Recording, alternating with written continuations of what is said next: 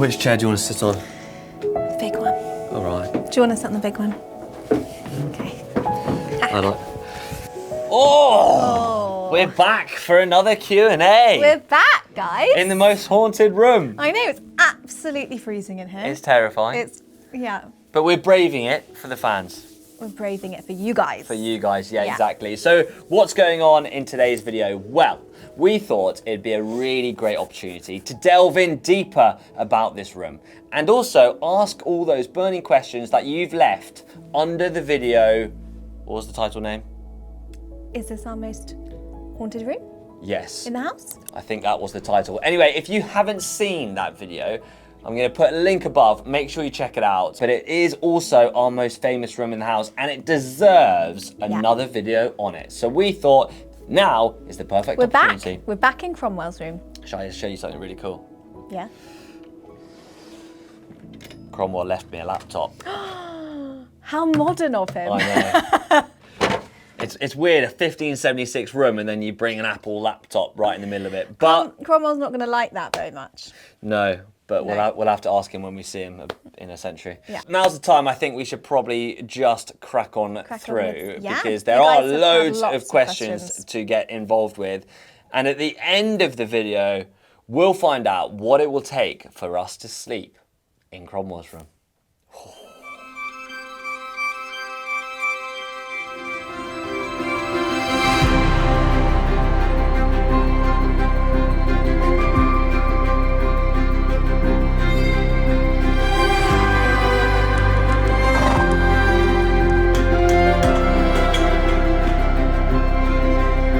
You've got more space than you have liquor.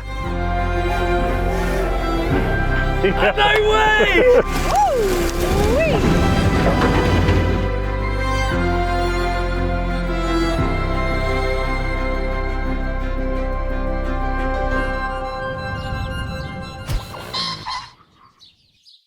Right, I'm going to kick us off with the first question from Terrace Quest. What a fun video. I'm glad they enjoyed it. I hope at some point you give us a tour of all the rooms in the house. And I don't expect you to show us your private rooms, but I'd love to hear what type of remodeling you are able to do. Keep those rooms in the full style of when they were built, or just colours, etc. of those times. See you next Friday. Really good question. And actually, I think if you haven't seen our house tour video, then go back and have a look. We'll put a link in this here, so you can click back and have a look at that one. But we do give a tour of the private areas of the house that we're actually moving into. This is the area of the house that we're going to live in. So I'm just warming Ems up because I need to get her excited about this move. And we're actually really happy to show it because we're going to show the whole renovation anyway.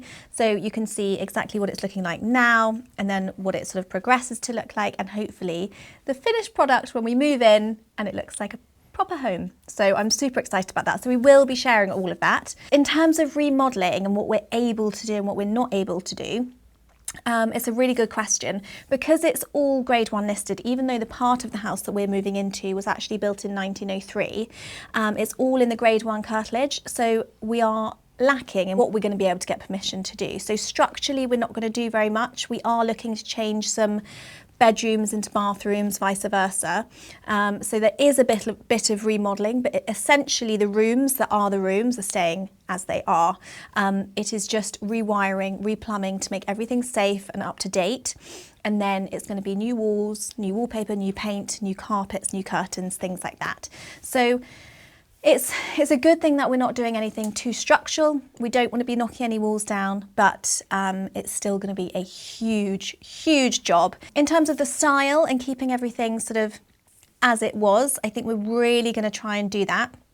So we're looking at sort of Edwardian era, I think, isn't it? For that 1903 bit, which means that, you know, we're going to try and keep that sort of heritage style, bring bits of furniture that have always been in those rooms back into the rooms, but just give it a slightly modern twist. The thing that I most care about is that it's homely and it's warm and that all the electrics are working properly. I think, I just want to be really clear as well, we're not doing the core of like this bit, this core of the house. So where you see now, don't think it's going to be changed. So the history of this core of the building is going to stay as is. Yeah. So that's really important. We're to be not clear touching on. this part of the house at all. It's just the bit that we're going to be moving into, which is the back wing, the old servants' quarters. It's getting more real, and we're going to do more videos as Yeah. we go through the renovation. Yeah. Next question from John Carter. Have you ever thought to look on the underside of the drawers to see if any important papers or envelopes have been stuck to the bottom? There could be all kinds of old paperwork hidden away. Very good question. Now, I actually had the opportunity of going through the drawers. Now I think it's Emma's opportunity to go and see what's hidden. Are you ready to go and have a look Yeah, through I'm the ready. drawers in this room? I'm ready. Yeah. Right. Let's see how you get on. Let's have a look, guys. These are deceiving. It makes you think it's 2 drawers. It is not. Some random bits. Nothing there. These are old Cromwellian stirrups. Bit of a random place to keep them, but I guess Cromwellian. We're looking for things on the underside. The drawers smell so musty, I can't even tell you. No. Wood. No. No. Nothing exciting, I'm afraid. So Sharon Green has asked, would you consider scanning the tapestries in Cromwell's room so that you can preserve the images and maybe use the print on a wallpaper or stationery that you could sell online? That's actually a really good idea. I think that's really good. That's a really good idea. I think I've never thought about it. We've done a lot of pictures of the tapestry, but never scanned it. So if there's any scanners out there that would be interested in scanning our tapestries, I would be very interested in having a chat. Yeah, and it's actually the most beautiful print, and you can see more detail on the tapestries in the Cromwell video that we did last. But they're also this like beautiful, like tealy, bluey green, and actually it would be the most stunning wallpaper. And imagine being like, "What's that wallpaper?" Oh, it's a copy of our tapestries that we've got. And what's the tapestry? It's amazing. The New World. There we go. An image of the New World, which they thought was America. They thought this is what America would look like. Which actually some parts of America does look like this. South America. Yeah, less like sort of McDonald's and drive-throughs and things Whoa. going on. Moving on. I'd love to see the room in more detail. Your father is amazing. Yeah, do you know what? Dad is absolutely phenomenal at telling a story. He literally brings a story to life. The really interesting thing, though, is that Dad goes into an act. So when Dad does a tour, he's got like a script that he goes word for word for, and he kind of puts on a bit of a persona. He leads into a character, and you could certainly see that when we set that interview up. I didn't expect what I had, and then he just reeled off the exact word for word script of what he's done over the last 5-10 years. Everyone absolutely loved hearing him talk because he's got this amazing voice and he tells stories so incredibly. And I think he's done so many house tours. I mean, sometimes it is a daily occurrence, once or twice a day. And he sort of goes on autopilot. And he always said to me, God, if somebody interrupted me right in the middle of the tour, he wouldn't know where to go back to because he's just, lost in his script. He's reeling it off and he's amazing at it. He's absolutely amazing. So there will be more story time with Dad. I think story time with George. But this whole YouTube channel is about the family. It's not just about us. So so we are going to be involving more and more of the previous generation. And Flora the dog. Yeah, he looks like some sort of villain in a Bond movie, though, didn't he? It's like this. Just stroking his dog. But yeah, he loved it. And do you know what? Thank you so much for everyone who's commented because he goes through the comments religiously. Genuinely. So yeah, we're going to see more of Dad. Yeah. And obviously, thank you so much for Dad for actually just engaging in the channel. Please do a spooky episode for Halloween. So, last Halloween, we actually brought people up here from the cafe. So we met at the cafe and we had a drink and nibbles, and then we all came over here and did a spooky Halloween tour of this room and the other rooms. And it was really good, wasn't it? And I think people really liked the history of it. And then we ended in the chapel with a spooky ending, which I won't, just in case we do it again, I won't tell everyone. But everyone came out of it shivering. Everyone came out like being shaking. I think there was a lot of like bums off seats. It was like, wah! Yeah. But it's really good, and I think, you know, times like Halloween for us, we can really lean into with a house like this because it just works so well. I would love one year to do like a spooky house party, like a spooky Halloween party. The world is your oyster. And everyone can like dress up. I think it would be so, it's just like the perfect location. But you've actually got a spooky story. We actually got a call from ghost hunters and who heard about Chavenage and specifically this room being really haunted. And my grandfather opened the door and said, look, great, you know, crack on. They set all their gizmos up in this very room. They waited till 2, 3 a.m. And then they came and knocked on the sitting room door saying they were gone. And we said, did you enjoy the process? Did you find any ghosts? They were like, yes! You know, we found so many ghosts. Like everything was lighting up, all the gizmos. And then, you know, we were like, quids in, we can then sell ghost tours and actually, you know, people actually, you know, see a ghost or whatever. Yeah. And then my grandfather came into the sitting room and everyone was like, where have you been? And he had been up in his model railway, which is in the attic of this very room. So all the gizmos were going off because his trains were going round. Anyway, we haven't told many people that, so keep that one to yourself because we need more ghost tours. But yes, like we are in talks with another channel, specifically a ghost hunting channel. Yeah. So we're hoping to finalise plans for that, and we will be ghost hunting in this very house. Yeah. And hopefully you're going to see some paranormal activity. I've never seen a ghost, and I'd really rather not. But I don't feel like this side of the house, yes, it's older, and I do feel like it's maybe got a slightly more of that vibe, but I don't feel the side that we're moving into does at all. No. But it has heating, that's why. really, really don't want to see one because it might scare me for the rest of my life. So I'm quite happy right now. You might stay out that video then. I'm quite happy right now, just, you know, not having seen one. Another question that we've got in from Al Brady. Great video. I noticed you had to go through another room to get to Cromwell's room, and that's the room next door called General Arton's room. Is that just because of how houses were built at the time? And what would that first room normally have been used for? Do you fancy answering this?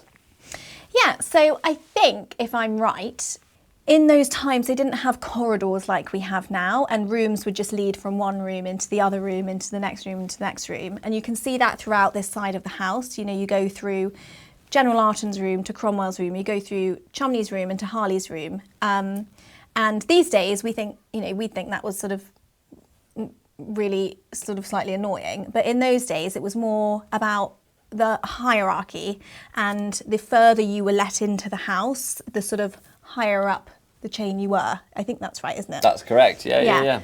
So, for example, we've got a bedroom here, which we call General Arton's room, and then the further on bedroom, which is this one here, was Cromwell's room, and because Cromwell was sort of higher up at that time in the hierarchy, he would be in here and General Arton would stay in there, and I think you would be more protected the further you went into the rooms.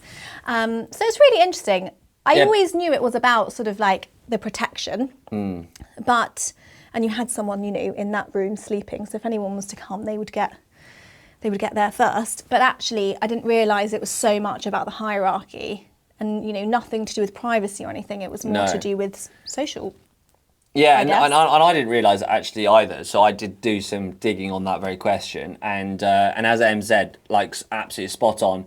But how the Google put it was really interesting. So the layout reflected social rank. The further you were invited in, the higher your status. Privacy wasn't the goal. Display, ceremony, and hierarchy were.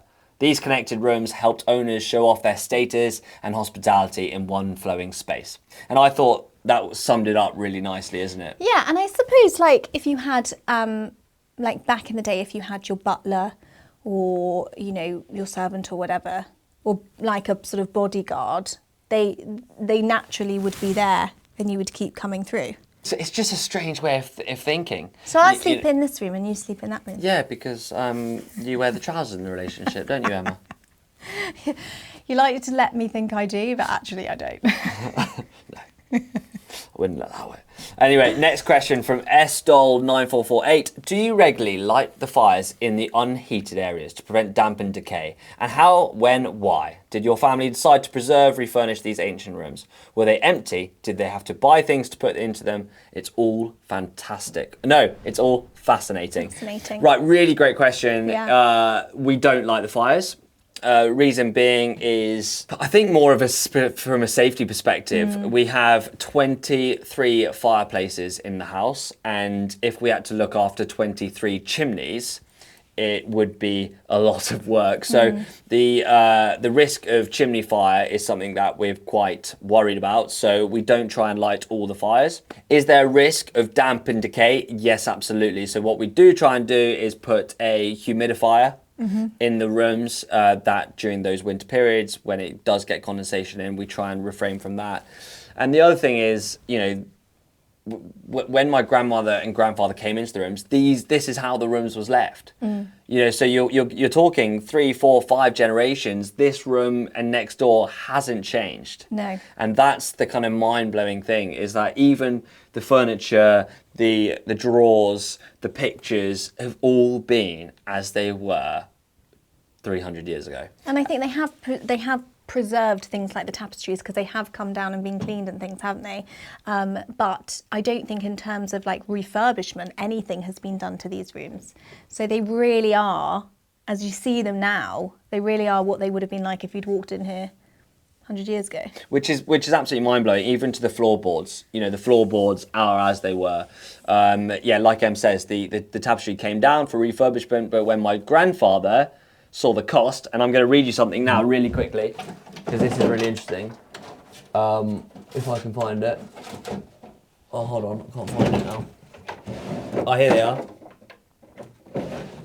So when I was going through the drawers in the last video, I did find some of the Q notes that when my grandfather was doing the tours, and he said, and it says here, £120,000 for the 2 rooms, and that was a refurbishment of the tapestries. So he didn't. He just got them cleaned and not refurbished. That's a huge amount of money in those days. Yeah. So here it says, David decided that even with a grant, it was way too much. They came to an agreement for the cleaning without repair, which David felt was unnecessary.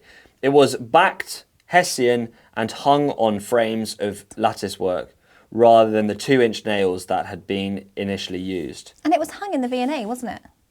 It was hung in the V&A, exactly. Gosh. Look, this is useful. This I could use for a tour. The quilt, the patchwork quilt on the bed must have been taken hours to make, dates back to 1815. 1815. Do you want to borrow these? Yeah, I do want to borrow them actually. I'll leave them for you. That's really interesting. I'll put them there, all right, and then we can do it. That was going to teach me some things. Yeah. Okay, we've got another question. Yeah. So DFI Chairwoman has asked... I love that name. DFI Chairwoman. Yeah, very good. Is this where the expression warts and all comes from? And that is regarding the picture of Cromwell. Yeah, the picture behind us. So you know this, but so back in the day when Oliver Cromwell was around, Civil War period, Sir Peter Lely was the artist of the time. He was a big artist. Oliver Cromwell wanted this portrait, as we all did. Yeah. And when an artist paints you, they kind of take out the blemishes. So so nice. So for example, nice if you had portrait done. Yeah, and like let's say you had some wrinkles. Yeah. Not that you do. I just want to be clear on that. You don't have any wrinkles. But if you did, and I was painting you, I wouldn't bother putting in the wrinkles. I would make That is you so look, nice. Yeah, that is so nice. And so Sir Peter Lely would do the exact same for Cromwell. The only difference was that Cromwell didn't want that. And he said, Mr. Lely, I desire you would use all your skill to paint my picture truly like me, and not flatter me at all, but remark all these roughnesses, pimples, warts and everything as you see me, otherwise I will never pay a farthing for it.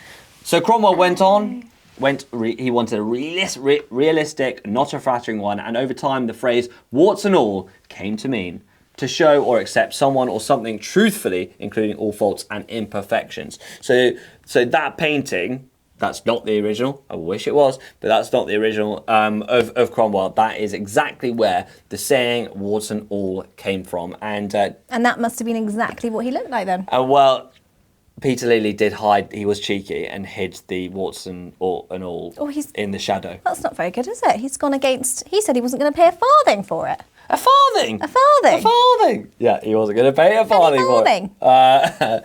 That's actually, you know where that penny farthing. That's where it's from. The farthing and the penny. The farthing was the coin. So what's the penny? I think He's not going to get no, this I right. think it was the other way around. Like the penny was actually the bigger wheel back in the day, and the farthing was the smaller wheel. I think. Am I right, Freya? Freya's really good at this sort of stuff. Okay. Freya's behind the camera. Yeah. Someone's going to have to tell us in the comments. Yeah, someone's going to have to tell us in the Please comments. But I'm pretty sure I'm right. I'm pretty sure. And so, yes, that is a really famous picture of Oliver Cromwell. And it sits in here because of the fact that we call this Oliver Cromwell's room. Now, do we know how many times Oliver Cromwell come? No, we didn't. But the Charles I execution, petition was said to be signed here, and that is why we've kept it as Cromwell's room. But like Cromwell was a very divided character. Yeah, and we've got to be clear that he's, we're not kind of trying to make him look like a hero. Like no, a hero. not at all. We're just kind Not of at all. trying to explain history. Yeah, and it's just the history that is surrounding this room, which is why we're talking about it. Exactly. I do think it's actually amazing, thinking about what we were saying earlier. Sort of like when your grandparents arrived, this room looked like this. When your dad and your aunts arrived, it looks like this. When we arrived, the room looks like this. Our children will see the room like this. I kind of see a rhythm and pattern to this. Yeah, but I was just thinking in my head, like, it is amazing, isn't it? How many generations this room is going to look like this for without us doing anything. The maddest way to put it is that imagine, because I do everything in like film language, for example, but imagine having a GoPro in the corner of the room. And from 1576, so this room was built in 1576, finished in 1576. So you imagine 500 years. And so if you did a time lapse of GoPros over that 500-year period, you would see incredible changes in fashion, people. But I wonder how much activities, this good and room bad, actually changed. Well, that's the point. It didn't. You would see Aidan Turner getting up to some activities in here, wouldn't you? I wouldn't know. Some naughty activities you would. What kind of naughty activities? Extracurricular. Extracurricular? Yeah. From our Poldark days and our Rivals days. Interestingly, one last story before we go on to the next question, is that when my grandfather was in the house, for the film, the film people came and asked if they could do a closed set in Cromwell's room. And my grandfather said, "What's the closed room set?" And they go, "Oh, it's just when we have not all the crew come because that we're doing some kind of sensitive scenes." And my grandfather said, "That's fine." You go, but do you mind opening at 7 before everyone gets here so we can get the sensitive pieces done? And then he went and asked other crews, like, "What's a closed set scene?" They go, "Oh, Mr. Losley Williams, it's a sex scene." and my grandfather goes, "And slept all night over it. And at 6 a.m. he was up. First time ever. Before 9 a.m. he was up, cup of tea in hand, opened the door, followed them up to this room and waited to see if he was allowed in the room where the scene was being done." That says an awful lot about my grandfather. The apple doesn't fall too far from the tree. No, because I can just imagine you doing that. Oh, let's have a look. Anyway. Can I watch this one? Whoa! Okay, anyway. Moving on. Project 88 said, "James, I think you ought to stay in that room when you hit 200... No! 2,000 views? 2,000 views? We can't say yes to that. We can't say yes to that. I think he means... I thought he meant 200,000 views. I think he means 200,000. 2,000 views? I'll be sleeping there now. Tomorrow.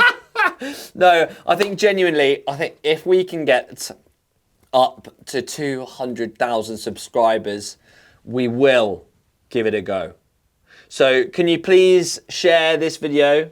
Can you please tell your friends? Get them subscribing to Life at the Manor. It's very important because then we get to film. We'll do a camera in the corners of the room. We'll put it so it's night vision. I'll wear head to toe pajamas, like the stripy ones, and I'll probably wear like the hats, like the old bloke did in there's a movie about it anyway.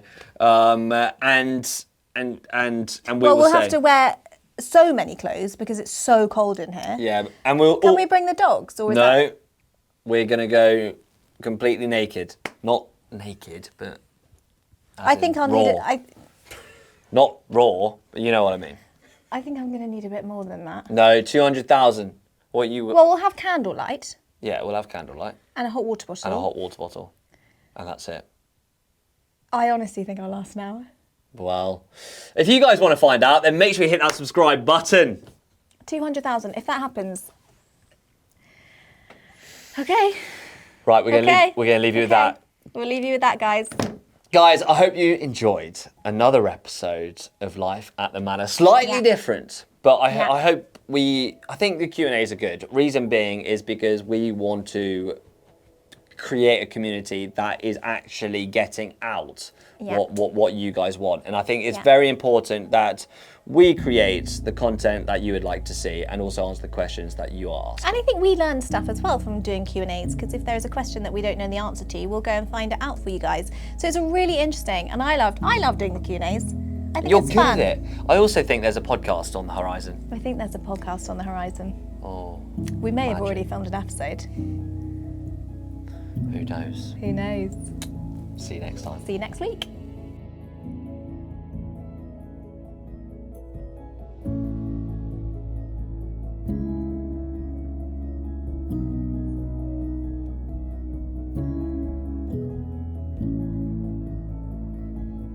Right, be careful of the quilt, because that is actually 1815. Just go all the way back, and then if you just do a nice little fold, just so it doesn't wrinkle. I've never actually looked under this. Oh, look, someone's had a nosebleed. If you're going to be sick, don't be sick on the quilt. Be sick on the floor. Okay, go on, pull back. Oh, it's quite hard. Oh, it's a bit scary, this, isn't it? I don't know why this just feels so wrong. What do you mean? Guys. Don't get too close. What, to you? Yeah. Oh, I'm scared. So back in the day, they used to have all these quilts on top, so it'd all be rugs. Yeah, because it's freezing. What would it take to christen this room? Because people probably, haven't slept here in 200 years.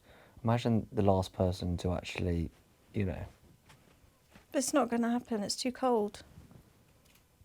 Okay. It's a no from me. What if we conceived a child in here? No, that's terrifying. That's not right. We'll have to call him Cromwell. No, that's not right, babe. Okay. That's not right at all. Something to think about. Or not.